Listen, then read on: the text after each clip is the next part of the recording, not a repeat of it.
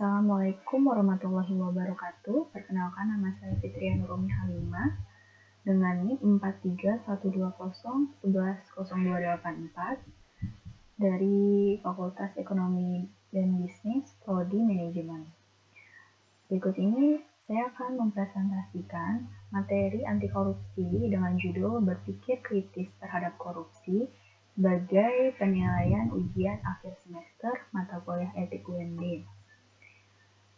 Dosen pengampu etik UMB yaitu Dr. Susketi Herawati STMSI dan Insinyur Abianto MM. Baik, selanjutnya kita akan mulai pada slide yang pertama.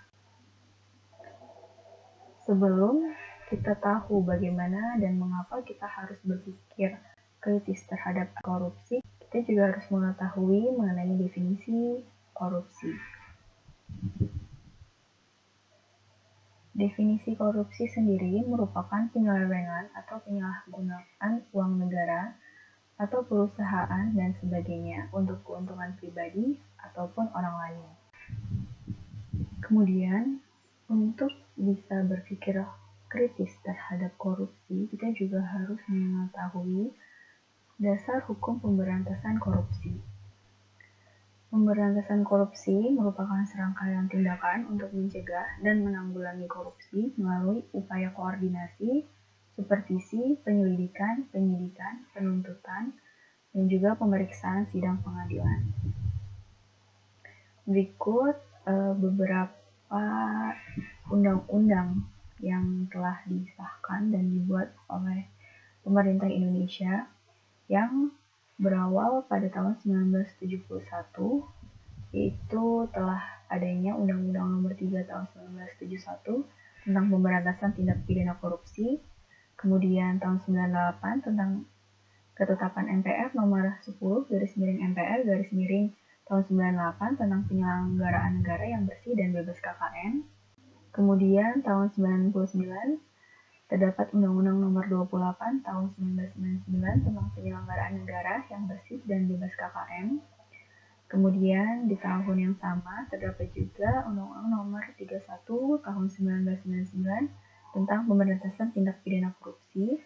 Di tahun 2000 terdapat Peraturan Pemerintah Nomor 71 tahun 2000 tentang tata cara pelaksanaan peran serta masyarakat dan pemberian penghargaan dalam pencegahan dan pemberantasan tindak pidana korupsi. Kemudian yang terakhir di tahun 2001 yaitu terdapat Undang-Undang Nomor 20 tahun 2001 tentang pemberantasan tindak pidana korupsi. Kemudian di tahun berikutnya tahun 2002 terdapat Undang-Undang Nomor 30 tahun 2002 tentang Komisi Pemberantasan Tindak Pidana Korupsi atau KPK, dan juga terdapat Undang-Undang Nomor 15 tahun 2002 tentang tindak pidana pencucian uang. Slide berikutnya kita juga harus mengetahui mengenai delik tindak pidana korupsi. Apa itu delik? Delik berasal dari bahasa Latin yaitu delictum, bisa disamakan sebagai tindak pidana. Lalu ada apa saja delik yang harus kita ketahui? Yaitu delik tindak pidana terdapat 7 delik. Di antaranya yaitu ada kerugian keuangan negara. Kerugian keuangan negara sendiri merupakan penyalahgunaan kewenangan untuk menguntungkan diri sendiri, sehingga akan merugikan negara karena penyelenggara tersebut telah melakukan pencurian terhadap uang negara. Kemudian terdapat benturan kepentingan dalam pengadaan. Misalnya apabila suatu penyelenggara negara melakukan pengadaan barang, kemudian pengadaan barang atau proyek tersebut diurus dengan penyelenggara negara yang bersangkutan, maka dia memiliki benturan kepentingan terhadap pengadaan barang itu sendiri, sehingga dia bisa mengurus pengadaan barang tersebut dan mungkin bisa memiliki niat untuk mencuri juga. Kemudian terdapat penggelapan jabatan. Penggelapan jabatan ini bisa dimaksudkan seperti penggelapan uang atau memasukkan dokumen untuk merusak barang bukti.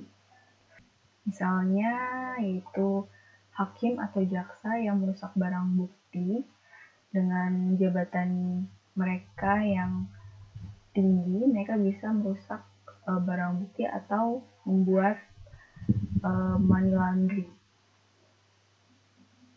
Kemudian terdapat juga perbuatan curang, yaitu menyerobot lahan proyek, seperti apabila pemerintah sudah melakukan taken kontrak terhadap perusahaan A, kemudian suatu ASN mempunyai rekomendasi dari PT B, maka ASN tersebut mungkin bisa melobi atasannya ataupun orang yang dikenal ataupun yang bersangkutan untuk melobi agar PT B bisa masuk untuk mengurus proyek tersebut.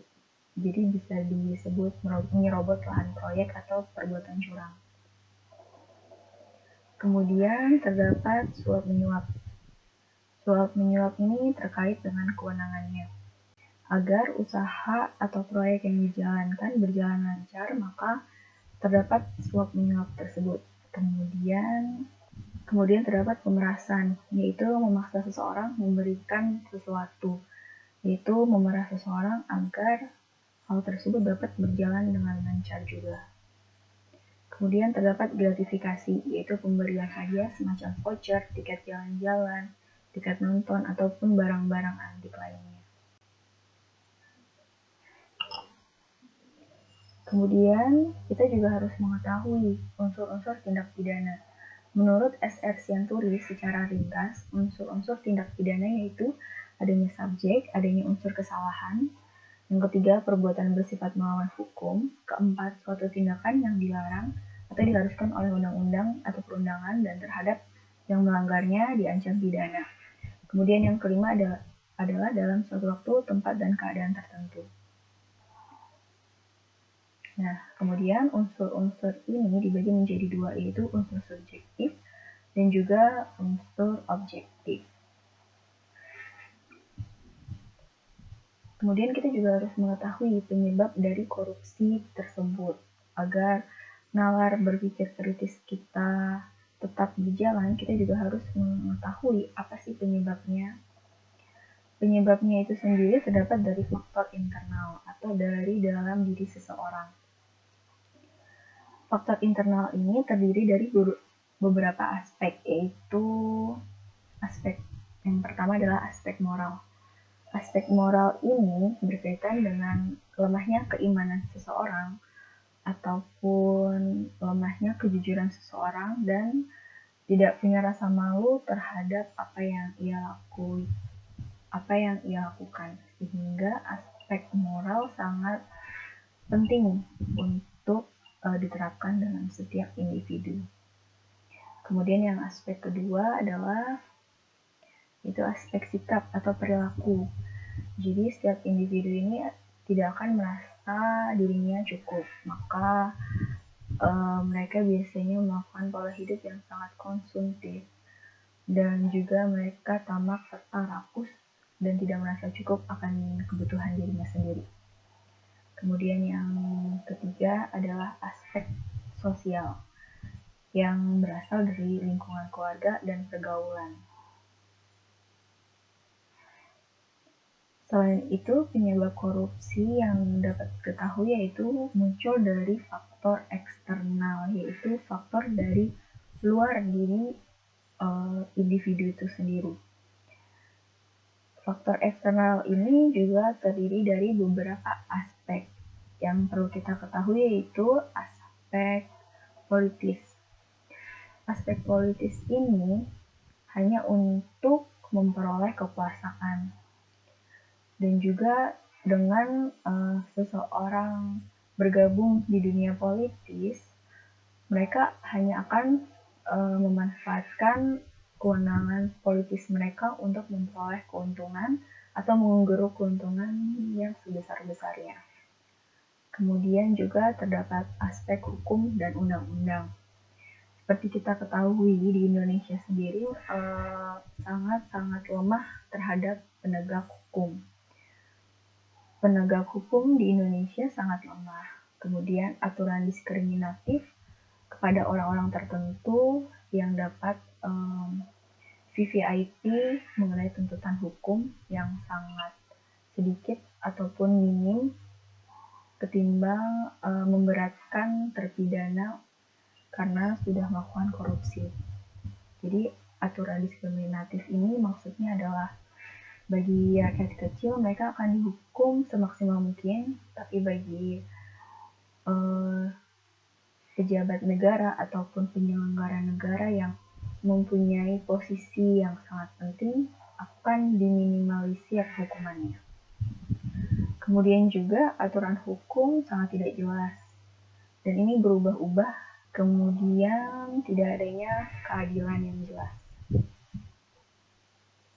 Kemudian juga mengapa setiap individu melakukan korupsi, ini juga berkaitan erat mengenai aspek ekonomi karena ketimpangan penghasilan dan kebutuhan yang sangat banyak, mau tidak mau mereka akan melakukan korupsi dalam bentuk apapun, seperti perbuatan curang.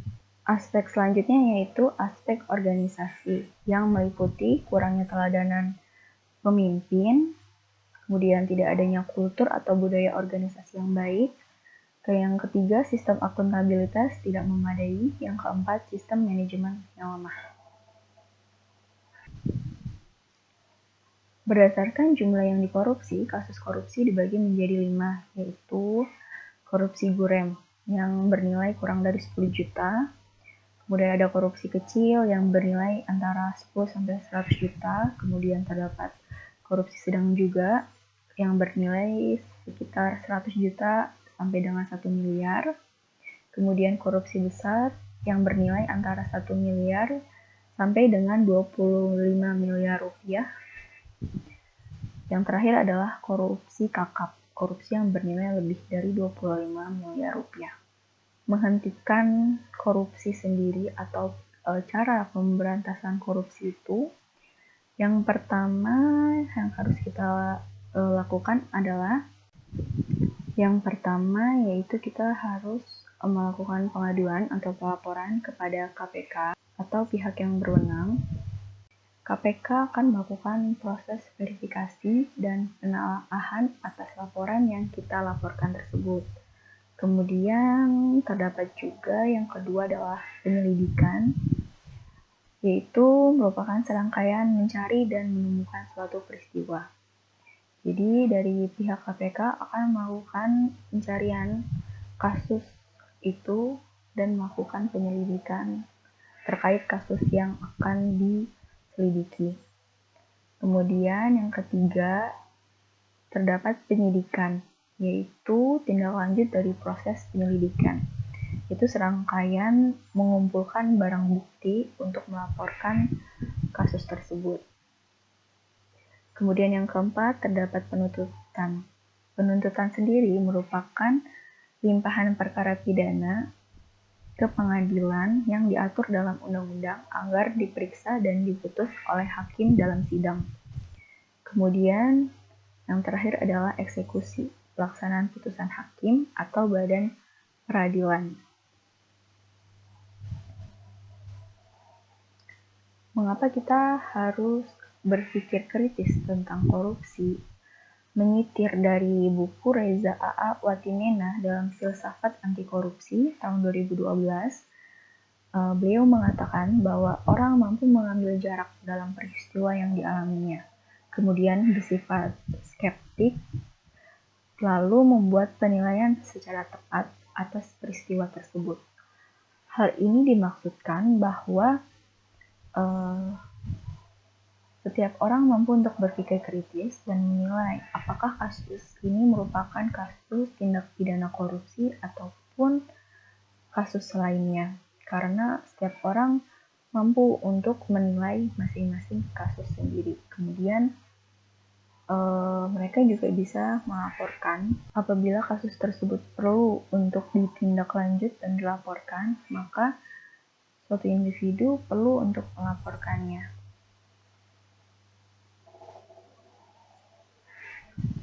Selain itu, seseorang akan mampu membedah mana keputusan atau kebijakan yang baik dan harus dilakukan.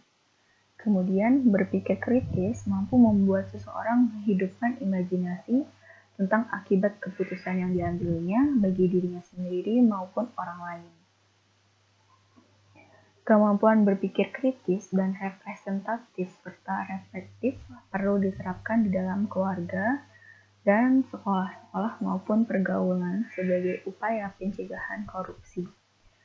Hanya dengan berpikir kritis dan reflektif di berbagai segi kehidupan bangsa, seluruh rakyat Indonesia dapat bebas dari maraknya praktik korupsi.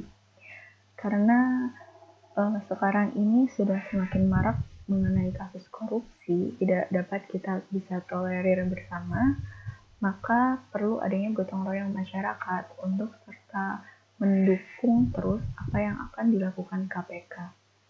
Dan kemudian kita juga harus mendukung gerakan yang akan dibawa oleh pemerintah apabila pemerintah mendukung untuk memberantas korupsi semaksimal mungkin dan juga mendukung KPK sebagai Komisi Pemberantasan Tindak Pidana Korupsi sendiri agar korupsi di Indonesia dapat menurun dan juga Indonesia menjadi negara yang damai tanpa adanya korupsi.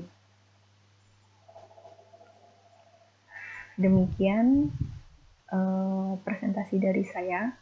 Sangat banyak sekali materi yang harus kita pelajari, kita nilai, dan juga kita adaptasi agar bisa kita terapkan di berbagai segala aspek. Karena korupsi sendiri itu merupakan tindakan yang bisa dilakukan dari berbagai hal ataupun dapat kita lakukan di dalam keluarga kita sendiri dengan melakukan perbuatan curang yang sudah kita bahas tadi. Kemudian tidak hanya sampai di sini juga materi yang saya berikan, kemudian masih banyak sekali materi yang dapat kita pelajari dan dapat kita terus improvisasi bahwa korupsi merupakan suatu penyelewengan atau penyalahgunaan dan itu merupakan kasus buruk dan juga sangat merugikan bagi diri sendiri, orang lain, ataupun juga negara. Maka saya harap juga Indonesia akan bebas dari kasus korupsi. Walaupun itu harus memiliki dukungan dan upaya yang sangat besar, maka kita harus tetap mendukung apa yang dilakukan KPK ataupun negara yang berusaha untuk memberantas tindak pidana korupsi itu. Terima kasih atas segala perhatian yang telah diberikan oleh Bapak, Ibu, dan teman-teman semua. Kurang lebihnya mohon maaf. Saya akhiri presentasi dari saya. Terima kasih. Wassalamualaikum warahmatullahi wabarakatuh.